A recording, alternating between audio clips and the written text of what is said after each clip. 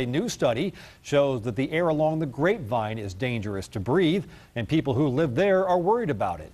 23 ABC South County reporter Chris Ornelas is in our newsroom tonight with a look at those results. Chris? Well, the study was done by Tri-County Watchdogs and Global Community Monitor. Now, they studied the air along I-5 between Fort Tejon and Frazier Park and the Frazier Park exit for a year, and the results show that the air there can be deadly.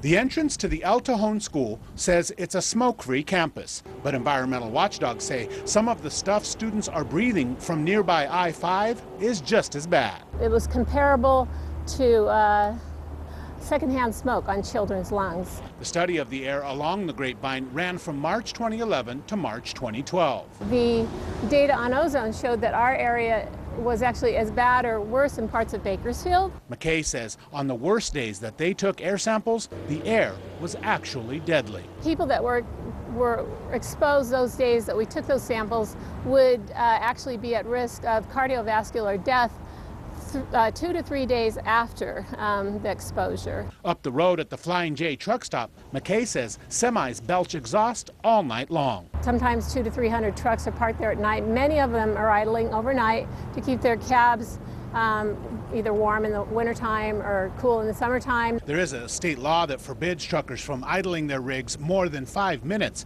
but with no resources to enforce the law, McKay says few truckers follow it. Caltrans data tells us that there are over 70,000 vehicles a day going through the Grapevine on I-5, and 18,000 of those are diesel trucks. So what's the solution to the problem? McKay says it could be as simple as planting trees along the interstate. There's studies that show that trees as a barrier can reduce the impact of the emissions by up to 30%.